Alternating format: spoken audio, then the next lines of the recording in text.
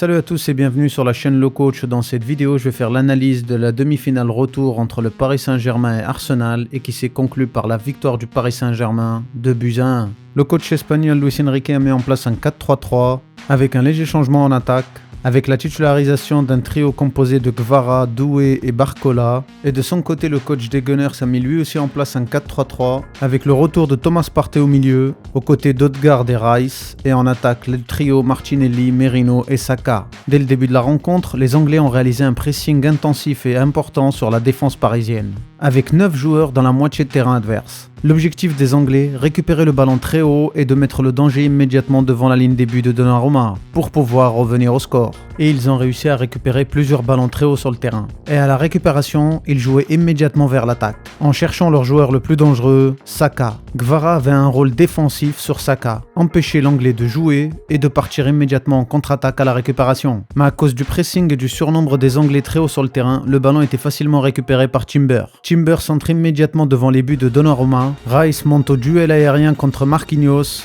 et le bat à plat de couture, mais sa tête passe juste à côté du poteau. C'était une très grosse occasion d'Arsenal pour égaliser. Lors des différents pressings réalisés par les Anglais, ils ont récupéré à plusieurs reprises des touches, que Thomas Partey centrait directement dans la surface de réparation parisienne. Avec 7 Gunners dans la surface de réparation, Martinelli arrive à reprendre le centre d'une frappe, mais Donnarumma dégage le danger. Donnarumma et la défense parisienne sont sous pression. Quelques minutes plus tard, un centre-touche est réalisé par Thomas Partey dans la surface de réparation parisienne. Le ballon est repoussé à l'entrée de la surface de réparation où Odegaard fonce pour reprendre le ballon d'une frappe. Sa frappe est cadrée, mais Donnarumma descend rapidement au sol, et à nouveau avec une claquette, il dégage le danger. De l'autre côté, lorsque Arsenal est à la construction du jeu, le PSG presse avec Doué et Barcola en attaque, alors que Kvara de son côté est obligé de reculer sur l'aile gauche pour prendre au marquage Saka, et un milieu composé de Vitinha, Neves et Hakimi qui s'est positionné dans l'axe en suivant l'arrière gauche des Gunners, Lewis Kelly. Et pour développer le jeu, les Gunners essayent de passer par le côté de Saka. C'est pour cette raison que Saliba essaye de progresser avec le ballon jusqu'au milieu de terrain pour obliger Kvara à sortir sur lui et de lâcher le marquage sur Saka.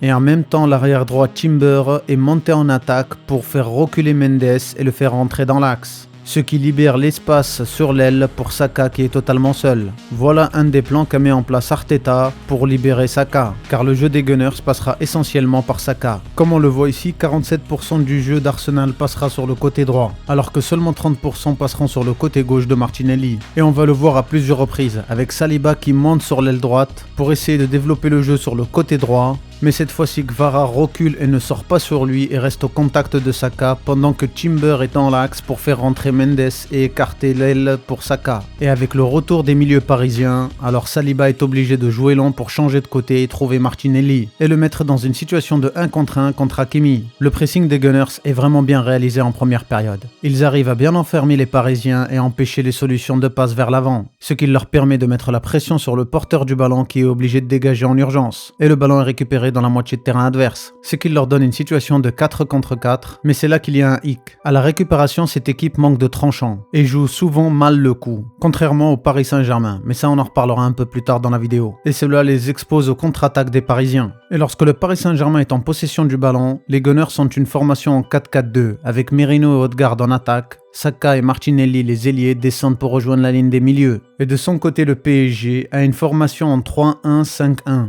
avec Hakimi qui rejoint la ligne de milieu dans l'axe aux côtés de Neves et Fabien Ruiz. Et de leur côté, Barcola et Kvara continuent à coller les lignes de touche. Et Doué reste seul en pointe. Mais bon, vous le savez à présent à force de regarder toutes mes vidéos, ces positions ne sont pas fixes. Les Parisiens adorent les permutations. Et c'est ce qui va permettre aux Parisiens d'avoir leur première occasion à la 16e minute. Avec Kvara qui va rentrer entre les lignes adverses pour recevoir un long ballon de Marquinhos qu'il remet en pivot vers Doué. Doué va accélérer dans l'axe pour faire reculer la défense centrale adverse et servir Kvara sur le côté qui va rentrer dans l'axe pour immobiliser les 2 défenseurs adverses et réaliser une frappe enveloppée du pied droit qui finit sur le poteau.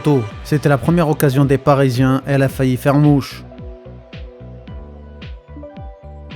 Et de l'autre côté, lorsque les Anglais prennent le dessus sur le milieu de terrain adverse, ils font les mauvais choix et jouent contre le cours du jeu. Comme ici Odegaard qui arrive à passer le milieu de terrain parisien tout en rentrant dans l'axe. Au lieu de frapper ici à cet instant présent ou de servir un coéquipier, il va réaliser plusieurs feintes de frappe et à la fin il va servir Rice sur le côté gauche. Et là va commencer un autre problème, le tempo. Allez, on va élever un peu le niveau tactique de la chaîne et parler de tempo. Dès le début de la rencontre, on avait vu que les Anglais essayaient de mettre de la vitesse et de l'accélération dans le jeu avec beaucoup de pressing et beaucoup d'intensité vers l'avant. Et c'est ce qu'on appelle accélérer le jeu, pour le faire monter à une vitesse assez importante pour que l'adversaire n'arrive plus à suivre, ce qui le poussera à faire des erreurs. Et pour contrer ce type de système, il ne faut pas jouer le jeu de l'adversaire. Il faut juste faire le dos rond, tenir le coup et défendre, sans encaisser de but. Et c'est pour ça que Luis Enrique a préféré ne pas titulariser Dembélé et faire jouer plus des attaquants qui ont l'habitude de défendre, mais qui sont capables de réaliser des contre-attaques rapides. Après cette explication, revenons-en à notre action. Les Gunners avaient accéléré le jeu pour se trouver dans cette situation. Au moment où le ballon arrive à Rice, avant de réaliser son contrôle, Martinelli dans la surface de réparation parisienne, il y a à peu près 9 mètres entre lui et Hakimi. Il y a une surface suffisamment grande pour qu'il soit servi, ce qui amènerait énormément de danger dans la surface de réparation parisienne si Rice joue directement. Mais voilà ce que va faire Rice. Il réalise 3 touches avant de faire la passe à Martinelli. Et à présent, où est la position de Martinelli? Il est en dehors de la surface de réparation parisienne. Son angle de jeu sur le but parisien est fermé contrairement à avant. Et Hakimi est environ à 2-3 mètres de lui. Et c'est pas fini, Barcola va venir totalement l'enfermer sur l'aile gauche. Et c'est ce qu'on appelle ne pas respecter le tempo de l'action. Pour vous, il y a eu 2 secondes d'écart entre le moment où Rice réalise le contrôle et le moment où il fait la passe, mais ces 2 secondes ont suffi à tuer l'action. Encore une autre action où cette fois-ci la défense est sous la pression parisienne. Saliba joue long dans la direction de Merino. Merino monte à la tête et gagne le duel aérien contre Marquinhos pour servir.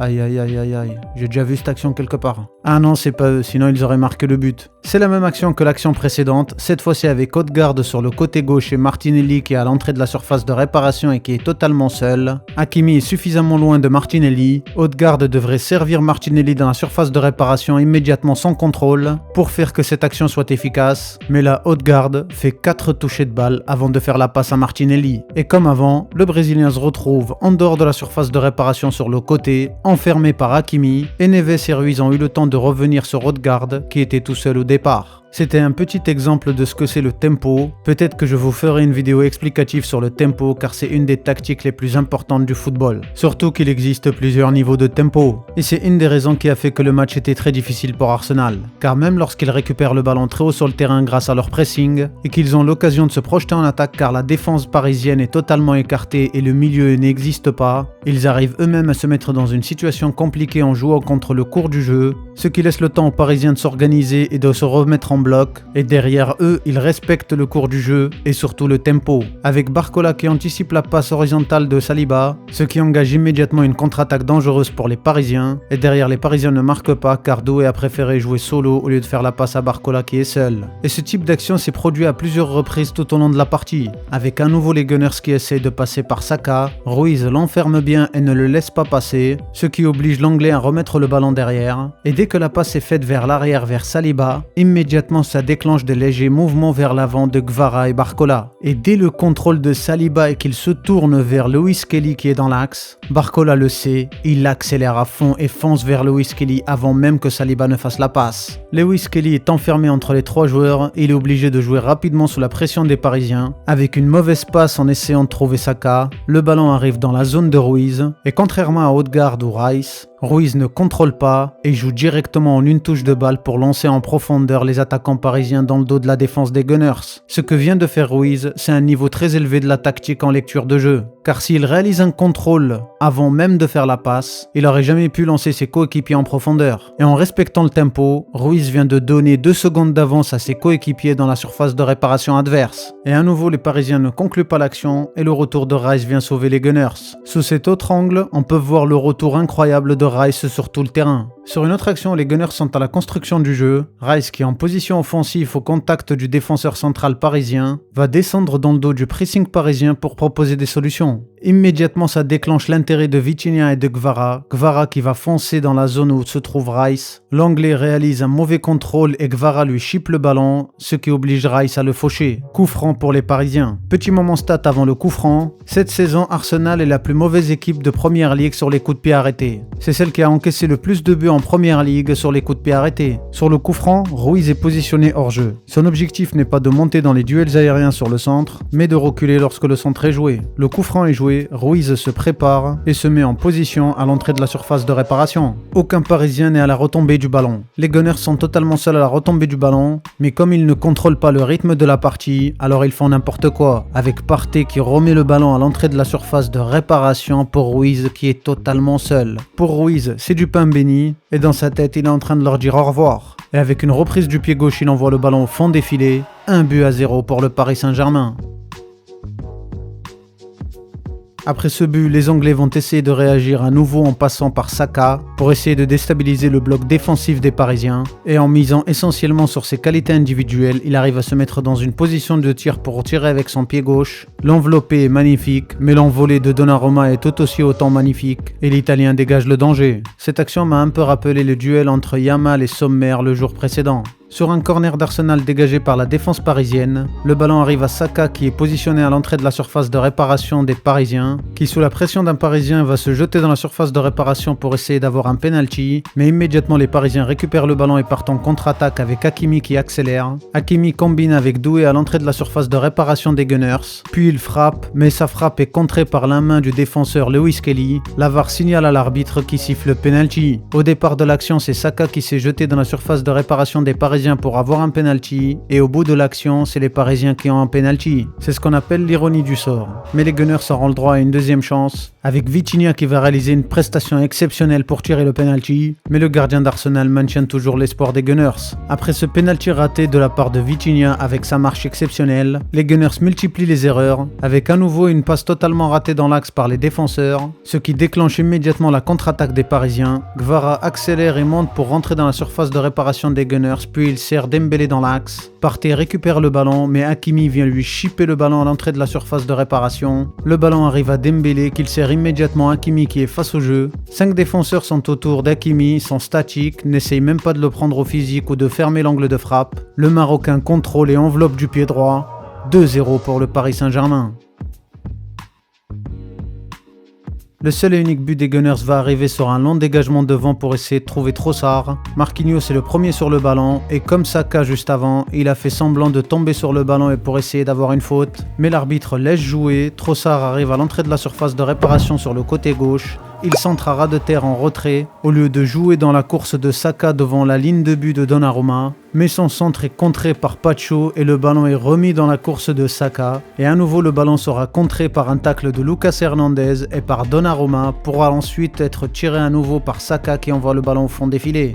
2-1. Dans le dernier quart d'heure, Arteta a réalisé plusieurs changements pour apporter le surnombre sur la défense parisienne. Avec 5 joueurs portés en attaque du côté des Gunners, Calafiori est trouvé sur l'aile gauche avec Saka qui est positionné dans l'axe. L'Italien va réaliser un centre dans la course de Saka devant les buts de Donnarumma, mais le défenseur Sakai intervient et dégage le danger. Heureusement qu'il était là. Le score en restera là et le Paris Saint-Germain se qualifiera pour la finale de la Ligue des Champions pour la seconde fois de son histoire. Pour conclure, Arsenal a montré beaucoup de fébrilité comme lors du match aller, incapable de jouer à leur rythme ni de gérer le tempo. En essayant d'accélérer le rythme de la rencontre pour pousser les Parisiens à faire des erreurs, ils se sont retrouvés eux-mêmes à faire les plus grosses erreurs. Ce qui a compliqué encore plus leur possibilité de marquer des buts, car avec la pression qu'ils se sont mis, ils jouaient souvent contre le cours du jeu. Et de l'autre côté, Luis Enrique a été intelligent sur le coup en mettant plus une équipe défensive sur ce match, et en misant plus sur les contre-attaques, tout en demandant à son équipe de jouer à son rythme. Malgré tout, les Parisiens ont aussi montré plusieurs lacunes à finir leurs actions en contre-attaque, et beaucoup de suffisance parmi les attaquants, ce qui aurait pu leur coûter cher, et qui pourrait peut-être leur coûter cher dans les matchs importants. Je pense faire un live questions-réponses sur les demi-finales de Ligue des Champions et les analyses que j'ai réalisées pour répondre à vos questions, et aussi pour parler du Classico qui aura lieu le dimanche entre Barcelone et le Real Madrid. Donc si cela t'intéresse, n'hésite pas à me le dire dans les commentaires, à partager, à commenter la vidéo et à liker, c'est important pour la réussite de la chaîne. Et moi je te dis à dans une prochaine analyse et une prochaine vidéo. Ciao!